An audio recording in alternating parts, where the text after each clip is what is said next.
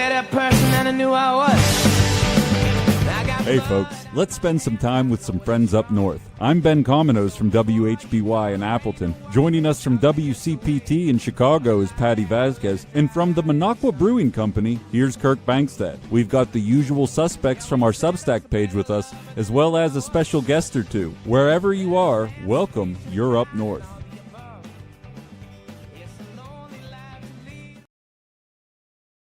Hello, everyone. How are you doing?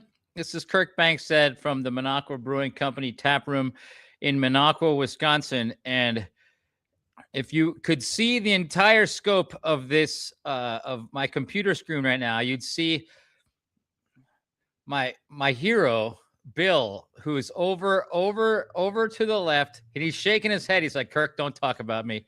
He is helping me build the stage that we are going to have outside today. And it's a crisp something out there, 40 degrees. I don't know, but it's cold. So we've been outside working, getting ready for Memorial Day weekend, which is the start of our summer season up at the Minocqua Brewing Company. But every Tuesday and Wednesday now, we are going to be doing the Up North podcast. Well, one of them's going to be short, couple, just like a half hour long on Tuesdays, and the other one's going to be long, and it's going to be kind of full of facts. I have Sam, my producer, kind of come up. I give him ideas, and he comes up with exactly what we want to do to help Wisconsin and talk about some ideas we have to fix Wisconsin and to battle against authoritarianism and dictatorship in Trump's regime. That happens tomorrow. Today, I want to talk about two things. First, I wanted to talk about what happened. I was vehemently opposed to Tony Evers' backroom deal with Robin Voss and Devin LeMahieu last week to give away our surplus. And I wanted to talk a little bit about how that happened and went down last week. And then I wanted to update everyone on the awesome what has transpired between last week and this week, which is so awesome. It's such a great story. It's the Watertown Wind Symphony, or members of the band plus guest artists in playing their concert or playing a band song at the Minocqua Brewing Company Tap Room. I have to watch how I say this because the school board is so ugly that we have to make sure that we separate the kids from the actual school band. But anyways, let's go back. We're going to talk about that second, because I've told all these news organizations who are calling to get updates on that they got to listen to this podcast in order to get that stuff, because they'd waste all my time if I had to do an interview separately. But I'm going to make them listen to the Evers stuff first before we talk about the Watertown Wind Ensemble stuff. All right. So if everyone remembers, and a lot of people aren't up on Wisconsin politics, they're up on Trump and how we got to protect ourselves, but it all goes hand in hand in Wisconsin. Wisconsin is a swing state. Wisconsin, you have to go through Wisconsin to win probably a majority in the House or the Senate, and you got to go through Wisconsin to win the presidency. So what happens at the state level is very important to what happens at the national level. What happened? I'm going to turn my phone off because that's going to bug me. What happened last week was Tony Evers announced on like a Monday that he had made a deal with Robin Voss, who's the leader of the Democratic Party or the Republican Party in the state, and Devin LeMahieu, who's the leader of the state Senate, both Republicans, that to give 75% of our state's budget surplus, which predicted budget surplus, which is like $1.7 billion. He had made a deal to give $850 million of that away in like one-time $300 checks to people who had paid that income taxes in the state of Wisconsin in the last year.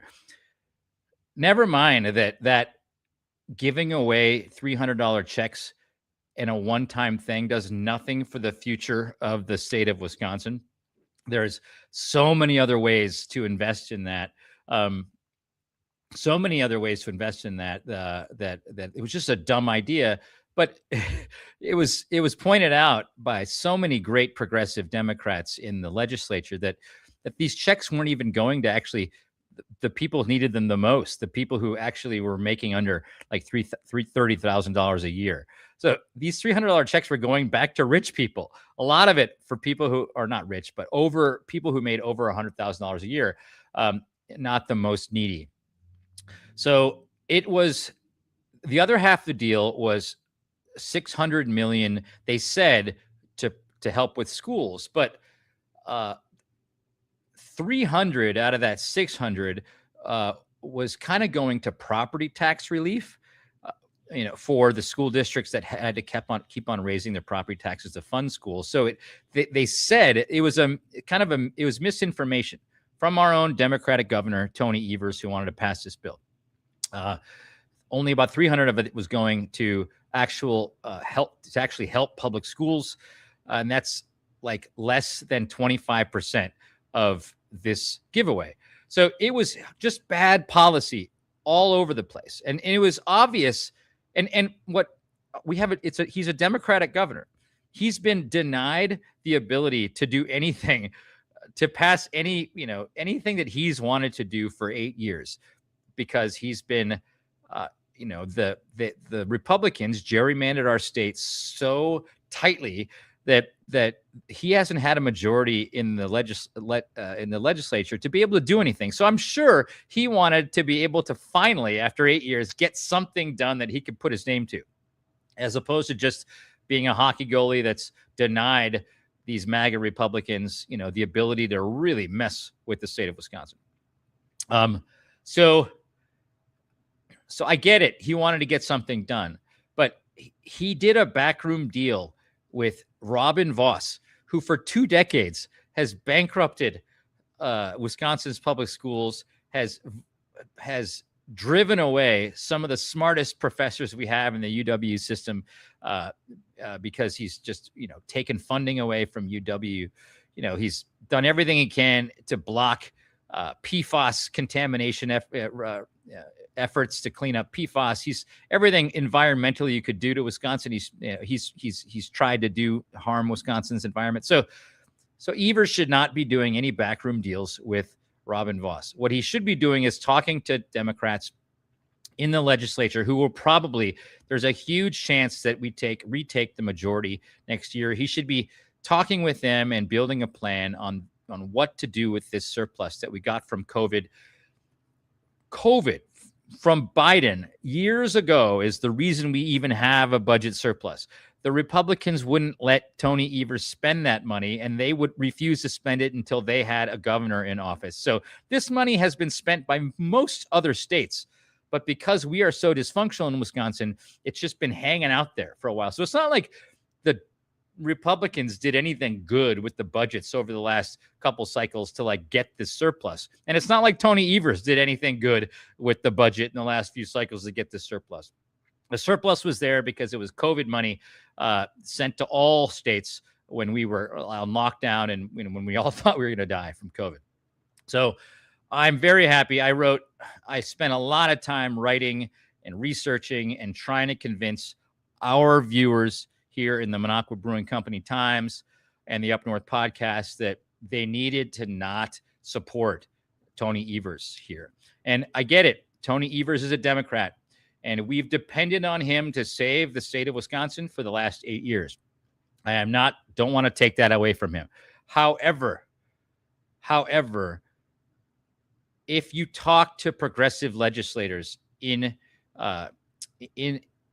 Madison, they'll tell you time and time again, Tony Evers would rather get a deal done than actually be a tough negotiator. He's been steamrolled time and time again by Robin Vos because he cares more about appearing bipartisan than he does about actually, sticking to his guns and doing things that the working folks need in the state.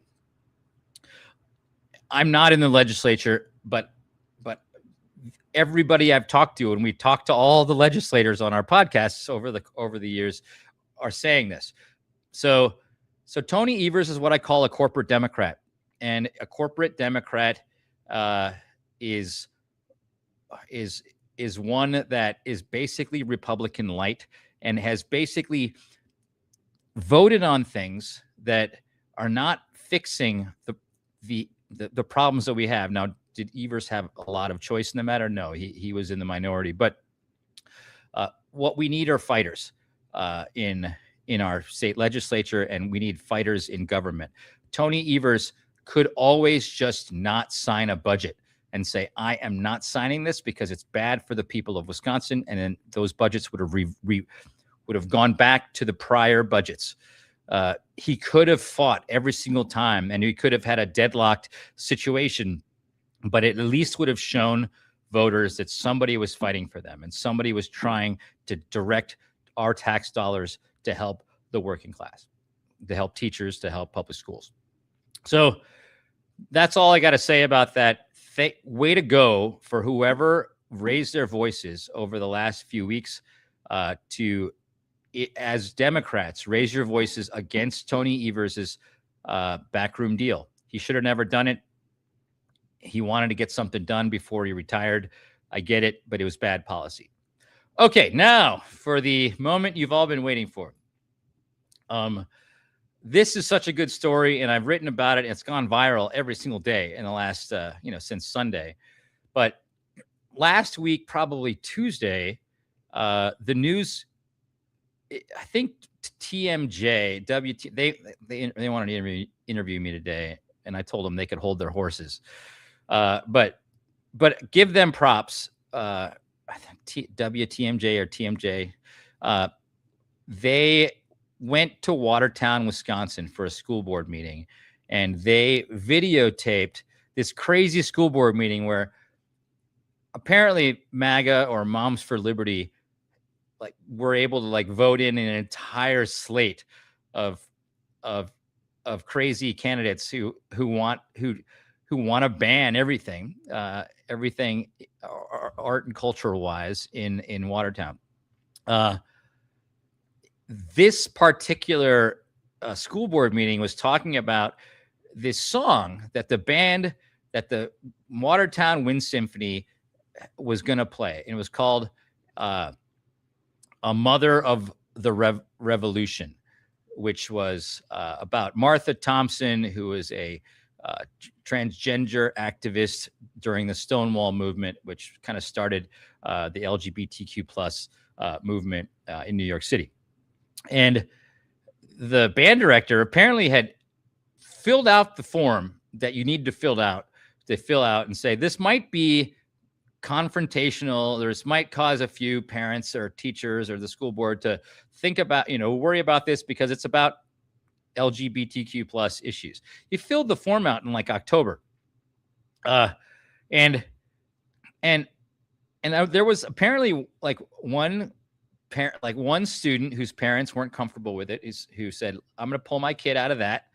And that's exactly what the process is for. And the school board had no problem with it last October. Somebody got to this school board last week or 2 weeks ago and said, this song is going to be played, even though there's no lyrics to the song. It's just a symphonic band song that's got music to it. So it's written in honor of this trans activist, but there's no lyrics that suggest anything confrontational. So somebody got to this board and said, we have to ban the song from being played. So they did in a vote 7-1. They banned this song from being played last week, and it immediately went viral because it's just so stupid, right? So TMJ aired it, and then some customer of mine or follower on Facebook or something forwarded me the story. And I don't know if you've heard of the Streisand effect before, but it's when anytime you try to censor something, oftentimes the more you work to stop something from being heard, the more it gets heard, because you make a fuss about it, and there's a public kind of feeding frenzy about it. So when they banned this song from being played, it made national news. And I potentially helped it make national news because I've got a pretty large social media following. So I said, listen, if these guys want to play that song, I'll invite them to come play it in our beer garden, in our Madison tap room, because Watertown, Wisconsin is between Madison and Milwaukee, a lot closer than our Minocqua tap room way up north in Wisconsin. So I wrote that, and that went viral like last Wednesday or Thursday. And that day, I got a call from one of the leaders of the Watertown Band's Booster Club. And the guy said, are you serious about this offer? Oh, and I also said, we're going to sell tickets to this. And we're going to sell tickets. And regardless of how many tickets we sell, I promise to donate $1,000 to your organization. So I later on, I talked to one of the organizers of the Booster Club, and he's like, are you serious about this? I'm like, yeah, let's do it. Let's get this song played. I do the same. I think I have a streak in me. Every time the government seemingly uses a heavy hand, especially in Minocqua, it's happened over the last 5 years to my company. I get a little streak of stubbornness, and I'm like, I don't want that to happen. So I was like, play that song. Let's get that. Let's make statewide news. I want that song to be played. I want the Barbra Streisand effect to happen, because those guys banned it. I want everybody to hear. I want everybody to hear that song. So we started working on it, and he's like, okay, well, let me check with the band. And apparently he went back to the band, and these guys, there's in the middle of that, there's the kids are protesting. The the school. The news is kind of interviewing. They're going door to door. They're actually going to the school board members' homes and like knocking on the door, because the school board's now hiding because everybody hates them in America. I mean, it's so. But we're going back and forth, and so this guy checks with a number of the students, but then there was universal.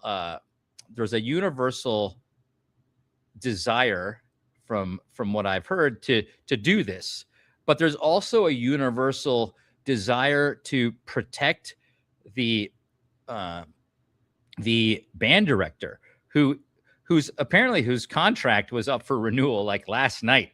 The school board apparently voted last night to renew all the teacher contracts. So there was a huge worry that there needed to be a really fine line drawn between involving the actual wind ensemble, but also playing that song and to protect the teacher, but also protect any of the kids. So a lot of things have happened between now and or between then and now, and it's awesome what's happening. But on Saturday, I was given the go-ahead that enough of the kids in the Watertown Wind Symphony had volunteered to play, and some of the kids' parents were scared. So not all the kids were in, and it's totally voluntary on who wanted to do it or not. But enough of the kids had decided they wanted to do it, and there was a huge, apparently a huge, lots of alumni from this really good band in Watertown had called up, and they wanted to play this song, and they wanted to join, because you know how it is. If you're like, I was on the cross country team at Stevens Point Area Senior High, and I had a lot of pride. We won the state championship, my junior and my senior year, I believe, and a lot. And I would do anything for my cross country team, even now, 30 years later. If Don Benke wanted something, if he needed something from me, man, he'd get it, because I loved my cross country team. So there's a lot of alumni from this band who's like, how can I help? What can we do? So apparently some of those folks offered to play for any of the kids who didn't want to be a part of it. And then also there are tons of college kids and other students. This song that they banned has already been played by high schools in Wisconsin. I think I've heard, and don't quote me on this, but it's not that important. I heard like the high school band in Lake Geneva, which isn't that far away from Watertown, played it as well. So there's a lot of people who can play this song, and so people were calling in everywhere. So but as of last Saturday, there were enough students who wanted to do it, and there were enough people who could actually play it, who had volunteered to play it, to say, let's go ahead and do this thing. So on Sunday, I announced that that the Minocqua Brewing Company was going to host the Watertown Wind Symphony in a concert, to play that song at our Madison tap room. Now, but let me add a caveat. The Watertown Wind Symphony is officially a sanctioned name for the school band. And so although members of the Watertown Wind Symphony will be playing, they are doing so in a completely volunteer capacity. And so, the way that you could tell the media this is that the Watertown Wind Symphony isn't playing, because that would mean that the school could do something to the kids in the Watertown Wind Symphony. So the Watertown Wind Symphony as a title is not involved in this. Now, but kids who are in the Watertown Wind Symphony have decided to play this song, as well as alumni and guest artists, to be able to make sure that all of the parts can be played. That is the question that I'm getting a lot from the news, because they want to know if it's the actual Wind Symphony or is it just a bunch of stragglers playing this thing. It's both. But technically, we don't want to say it's a Wind Symphony, because we don't want to give this bigoted school board any ammo to go after the kids or go after the director. So it's an unsanctioned, all volunteer pickup group that's going to be playing. And the same group, I believe, is playing tomorrow night at the Emmanuel Lutheran Church in Watertown. They're playing this song again tomorrow night. So, which is the Barbra Streisand effect all over. So we announced it last Sunday. That went viral. And I'll talk about the process that happened on our side. That went viral. And apparently, the Lutheran Church also offered their spot or their space for the song to be played. And the same pickup group of kids and guest artists, I believe, are playing tomorrow. So the Streisand effect now, the song was banned, and now it's being played twice by this group of people, which is just beautiful to me. It's exactly what should happen whenever censorship rears its ugly head. So let's go back to what happened on Sunday. So we started selling tickets on Eventbrite, which is this platform to sell tickets where lots of bands and music venues use it. And but we only had a limited place. I mean, my beer garden's not that big. So we sold a limited amount of tickets, and I released that to all of our socials on Facebook and Substack and everything. And all the tickets were snapped up in minutes. So it was a sold out concert. But there was another issue that was happening. The school board apparently had heard that I had made this offer for the group to play at our tap room, and they had heard that. And so I believe that the school board made it known that they would not even allow any of the kids to use their instruments, to play their instruments that the school owned.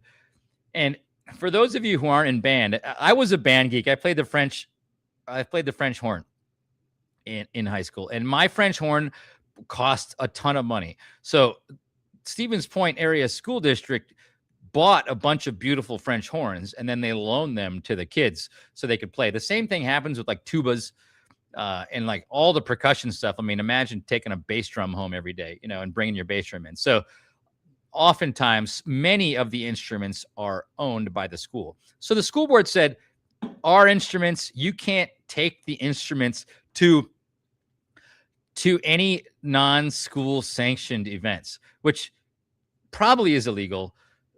It's whatever it is and stupid.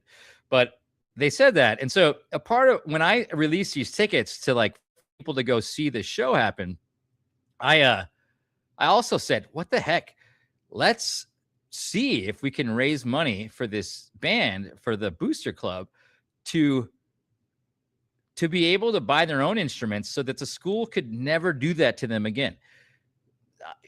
The school says, they're like, sorry, sorry, school. The Booster Club owns all these instruments and the kids can play whatever the heck they want to play.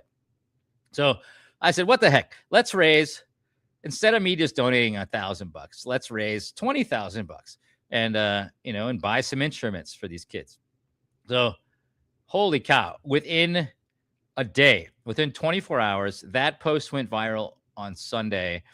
And we had raised almost $50,000 by yesterday. And I posted about that. I think it was like 48,000 we had raised in like 24 hours. People loved it. Like the people were like chiming in from Germany. Everyone says they were a band geek. All the band geeks united around the country. I was a band geek. I can say that band geek is like a universal term because, you're not necessarily you might be on the football team, but it's kind of fun being a band geek. So band geeks united and everybody chipped in and wanted to buy these kids instruments. And so it was such a good feeling having that happen. Hey, I'll be with you in a second. He's cleaning the tap lines. So anyways, we raised so much money. And there's a caveat to that because it's really good that we actually used Eventbrite to raise the money. And another thing that the news wants to know is, are you actually donating the money to the band? Because it's not being raised to the bands, directly to the band. Of course we are. But it actually makes sense that we raised it outside of the band's Booster Club because currently, if you're a Booster Club, there are rules because a Booster Club is associated with the school. So there are rules that, that connect a band's Booster Club to the school. And if the school board is coming down hard on the band, there's the ability for the school board to get involved with the donations coming into their official Booster Club's account. So the guys I'm talking to at the Booster Club kind of discovered this along the way, like raising a bunch of money. We don't want to raise it into that account because we don't want to have anything happen to the money, and we don't want the school board, to get ugly.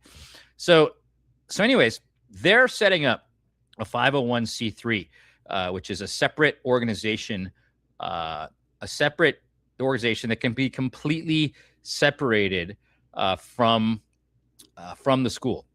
But they haven't, it takes a little time to do that. So I think they're trying to fast track it. I think they're actually going to have this 501c3, finished by the end of this week, or at least official, so that they can actually start taking money. But it actually is a really good thing that the money is currently hanging out in Eventbrite right now. And it will be paid to the Minocqua Brewing Company at the end of the show, at the end of the concert, when everybody checks in.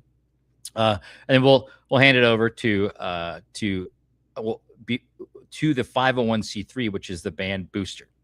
So that's the answer that a lot of people are looking for. Obviously, we've raised so much money now. We won't, it's important to be transparent about where the money is going. So that is it. I believe so. I mean, ultimately, what just happened was the people of Wisconsin, Emmanuel Lutheran Church, who's putting on this concert, the kids, the parents who are protesting in the streets of Watertown, and the Minocqua Brewing Company for allowing our venue to be used. And then all of you, like there's like 1,500 people who have donated, like $5 to $25 around the world, who've raised like north of like 60 grand right now. Thousands of people have gotten together to say we won't stand for censorship, we won't stand for bigotry, and we're gonna get into some good trouble and do the Barbara Streisand effect, which shines a light on exactly what those bigoted school board members didn't want to shine a light on, which is this song that's being played by a band in the Watertown Watertown Wind Symphony. So anyways, we sold out of tickets, but we're going to be doing it. The show's going to happen on Saturday. We've now moved it to our parking lot because we want to accommodate more people, and we want to make sure the band, can fit, plus all the people who bought tickets. So we've moved it to our parking lot. We're going to open the doors or open the fence, outside at 2 p.m. We have a great group called the Brass Knuckles, which is a hilarious group for a brass quintet. Brass Knuckles is a group of professional brass players in Madison who will be playing from 3 to 4:30. And then I think we're going to have the Raging Grannies. I can't guarantee it yet, but we're talking to them, which is this protest group of retired ladies who sing at all the protests, who sing at all the No Kings protests and everything. I think they're going to be singing while the kids are coming into the tent and setting up their stuff to play that song. Obviously, we're going to have beer there. We're going to be selling beer. We're going to be putting fence around, and God bless Wisconsin, guys. If you're worried about your kids being in an area where beer is served, then obviously you haven't spent much time in Wisconsin because it happens everywhere. But, obviously you don't have to serve your kids if you have underage kids that are there. But anyways, it's going to be great. We're looking for volunteers to help. We got to take tickets. We got to direct parking. Resistance at MinocquaBrewingCompany.com is where you can write if you want to help volunteer. I've got a wonderful event planner who's kind of organizing this whole thing, and we've set up an email for her, resistance at MinocquaBrewingCompany.com, if you want to help. Otherwise, if you want to keep donating to the band, go to my social, go to Facebook, the post from the last few days. There's a link to keep on donating to the band if you'd like. Okay, I think this is great, and that's all I have to say. So thanks a lot for watching, everyone, and I'm looking forward to seeing many of you on Saturday, which we will live stream on, like I'm doing right now, on all of our channels, so you can see and hear this band play this music. Okay, thanks a lot, everyone. Bye.